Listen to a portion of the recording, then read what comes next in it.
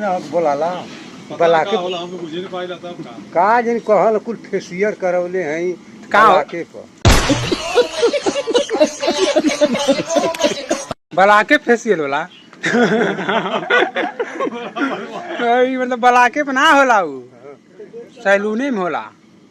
Beauty parlour में होला। अच्छा कहीं गए हो का बला के करौले हवा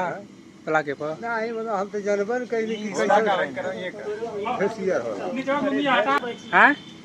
क्या मतलब तहन तो वीडियो बनावत हो तू नहीं नहीं वीडियो ना बनाते हैं मान लेला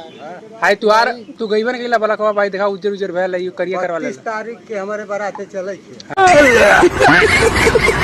हैं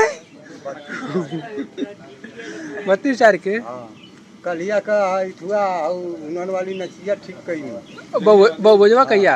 भरतिया कहां जाई भरतिया रोशनगंज जाई आऊ का तो पर भोजवा कहिया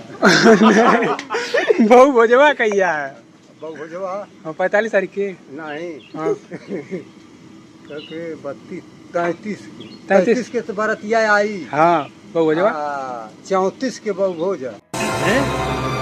क्या अच्छा हाँ। कहिया आवल जाइए हमन हां क तारीख के तो हम लोग 34 तारीख के 34 दिन बाद नहीं 34 तारीख 35 चलिए जा 35 चलिए आवल जाई कुल होले के बाद आवल जाई हाँ। पत्थर साफ करे हाँ। अरे